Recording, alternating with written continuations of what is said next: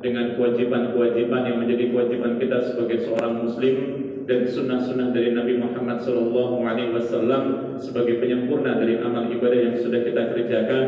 Semoga semua amal ibadah yang sudah kita kerjakan diterima di sisi Allah Subhanahu wa Ta'ala. Amin ya rabbal alamin. Kedua kalinya salawat dan salam ya Allah semoga senantiasa tetap terhaturkan atas kehadiran Nabi besar kita Muhammad sallallahu alaihi wasallam, yang semoga kita mendapatkan syafaat dari baginda Nabi besar Muhammad sallallahu alaihi wasallam kelak di yaumul qiyamah. Amin ya rabbal alamin. Taib jemaah sekalian rahimani Allah wa iyyakum, para bapak dan ibu yang semoga dirahmati Allah Subhanahu wa taala. Pada kesempatan kali ini kita akan sedikit membahas terkait dengan asbab ataupun sebab-sebab doa itu tidak dikabulkan oleh Allah Subhanahu wa taala, yang menjadi penghalang ketika hari ini kita meminta kepada Allah Subhanahu wa taala dengan banyak permohonan, dengan banyak permintaan. Kita seharusnya banyak mengevaluasi terhadap amal ibadah yang sudah kita kerjakan. Kenapa? Karena terkadang jemaah sekalian rahimani Allah wa iyyakum, dengan permintaan kita, kenapa kok Allah Subhanahu wa taala tidak mengabulkan apa yang kita minta? Ada seorang ulama besar yang beliau menyampaikan, ya bahwasanya kalimatnya itu luar biasa. Beliau menyampaikan, aku sangat bahagia ketika permintaanku dikabulkan oleh Allah Subhanahu wa taala, dan aku lebih bahagia lagi ketika doaku tidak dikabulkan oleh Allah Subhanahu wa taala. Kenapa? Karena kemauanku dengan keputusan Allah Subhanahu wa taala itu jauh lebih bagus, lebih besar keputusan Allah Subhanahu wa taala daripada keinginanku. Kenapa? Karena dari sini kita mendapati pelajaran. Ternyata terkadang permintaan kita itu aneh-aneh. Permintaan kita itu nyeleneh, kadang-kadang permintaan kita itu tidak sesuai dengan kapasitas kita sebagai seorang muslim. Kalau kita mau mengevaluasi amal ibadah apa yang sudah menjadi penentu doa kita itu dikabulkan, sudahkah kita merasa amal ibadah kita dikabulkan oleh Allah Subhanahu wa taala? Sudahkah amal ibadah kita itu berpahala? Sehingga akhirnya apa? Pantas enggak kira-kira ketika Allah Subhanahu wa taala mengabulkan apa yang kita minta? Maka tentunya yang disampaikan oleh ulama tersebut menjadi sebuah bahan evaluasi buat kita semuanya. Ya, aku justru lebih bahagia ketika permintaanku tidak dikabulkan oleh Allah Subhanahu wa taala. Kenapa? Justru aku lebih bahagia karena keputusan Allah itu jauh lebih baik buatku daripada dengan keinginanku. Maka kalau hari ini jemaah sekalian rahimani Allah wa iyyakum, kita berdoa memohon kepada Allah, ya Allah semoga tender saya full, ya Allah semoga permintaan saya dikabulkan, ya Allah saya pengen rumah yang bagus, ya Allah saya punya mobil yang bagus, ya Allah saya pengen punya pekerjaan dengan penghasilan sekian ratus juta. Ternyata pada Allah masyafa'ala tidak, bahkan mungkin belum Allah Subhanahu wa taala kabulkan. Yakinlah jemaah sekalian rahimani Allah wa iyyakum, yang Allah pilihkan untuk kita itulah yang lebih baik daripada keinginan kita. Maka kalau hari ini kita beribadah kepada Allah Subhanahu wa taala, itulah faktor penentu seorang hamba dekatnya dengan Allah Subhanahu wa taala. Kenapa? Semakin dekatnya kita kepada Allah Subhanahu wa taala, justru itu lebih baik daripada kita jauh, sementara apa? Doa kita dikabulkan malah menjadikan kita riya, menjadikan kita sombong, menjadikan akhirnya apa? Kita jauh dengan segala macam bentuk kewajiban-kewajiban kita sebagai seorang muslim. Makanya kan jemaah sekalian rahimani Allah wa iyyakum, kenapa kok kita penting mempelajari terkait dengan sebab terhalangnya sebuah doa, agar kita mengevaluasi ternyata sholat kita, puasa kita, amal ibadah kita belum menjadi penentu permintaan kita dikabulkan oleh Allah Subhanahu wa taala. Bisa jadi ada sesuatu yang lain yang tanpa kita sadari kita mengerjakannya, kita melakukannya, sehingga akhirnya apa? Kita sujud sama Allah Subhanahu wa taala. Kita sholat, kita baca Quran, ternyata apa? Permintaan kita belum dikabulkan oleh Allah Subhanahu wa taala karena ada penghalangnya. Dan penghalang itulah yang akan kita pelajari agar kita mengevaluasi, biar kita bisa menghindari ya sesuatu tersebut, sehingga akhirnya apa?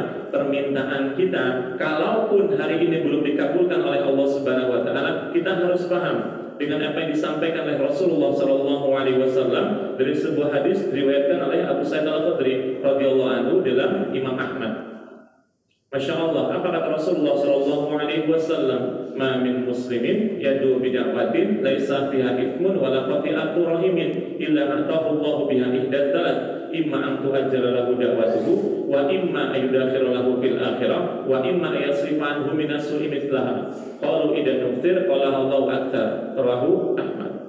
Yang artinya jemaah sekalian rahimani Allah wa iyyakum, tidaklah seorang muslim berdoa memohon kepada Allah Subhanahu wa taala melainkan dalam doanya, perhatikan ini Pak, melainkan dalam doanya tidak ada unsur untuk memotong tali silaturahim.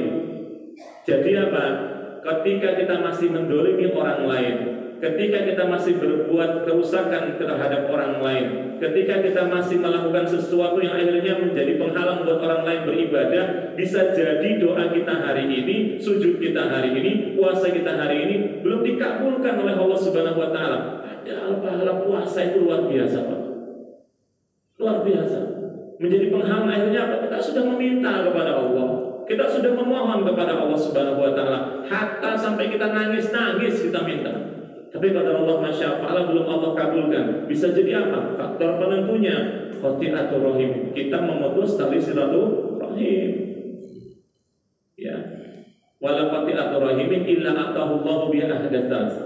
Maka kemudian ketika permintaan kita itu permintaan yang baik, maka kita akan lihat kecuali Allah Subhanahu wa taala akan memberikan tiga keadaan terhadap permintaan kita. Pertama satu, wa imma an tu'ajjalallahu da'watuhu. Doanya dikabulkan langsung oleh Allah Subhanahu wa taala. Bayangkan Pak, ketika hari ini kita meminta kepada Allah ya Bu ya, Allah langsung kabulkan. Sangat bahagia kita. Sebagaimana bahagianya seseorang ketika berpuasa dalam keadaan dia menunggu berbuka, ketika azan berkumandang, berbuka puasa itu bahagia enggak Pak? Bahagia. Sahur sama berbuka yang paling bahagia sahur apa berbuka? Berbuka. Sahur itu Masya Allah Pak, bahagianya mungkin mentok 50%. Tangi turu, bangun nasi, beratnya luar biasa. Harus kumur-kumur, harus raut cuci muka, ketemu makanan, aduh ya Allah, apa meneh iki panganan iki ya Allah, gitu kan. Sampai kadang-kadang akhirnya apa? Kita mau makan aja sampai paling cuma satu centong aja udah habis. Tapi ketika berbuka, jemaah sekalian rahimani Allah wa iyyakum, ada doa di sana Pak. Dahabat domahu ila akhirih. Ada permintaan yang bisa kita minta sama Allah Subhanahu wa taala. Terus kemudian apa? Bahagianya kita ketika kita berbuka, walaupun depan kita cuma gorengan enak ya. Ya. Walaupun depan kita hanya sesuatu yang mungkin biasa saja bagi kita, tapi ketika kita sudah menahan dengan rasa lapar, rasa dahaga, dengan rasa yang mungkin berat bagi kita seharian kita menahan amarah, menahan hawa nafsu dan lain sebagainya, ketemu karyawan, ketemu teman, ketemu seorang yang mungkin punya masalah sama kita tahan. Sehingga akhirnya apa? Kita berbuka, Insya Allah ada doa yang di sana yang bisa kita minta sama Allah Subhanahu wa taala. Ternyata doa itu dikabulkan. Alhamdulillah. Maka kemudian dilanjutkan sama Abu Sa'id Al-Khudri. Wa imma ayudakhirulahu fil akhirah. Kalaulah ketika kita meminta kepada Allah Subhanahu wa taala, kalaulah kita berdoa memohon kepada Allah Subhanahu wa taala, kok belum dikabulkan, maka doa itu menjadi pemberat timbangan kita di akhirat. Maka rugi bagi hari ini ya, seorang yang mengaku muslim nggak pernah berdoa meminta kepada Allah Subhanahu wa taala. Ya, nggak pernah berdoa meminta kepada Allah Subhanahu wa taala. Wong iblis saja Pak, itu minta sama Allah Pak. Kita hari ini takut nanti doa sama Allah, aku banyak maksiat, aku banyak dosa. Dosamu itu tidak sebesar dosanya iblis. Iblis saja dosanya itu luar biasa.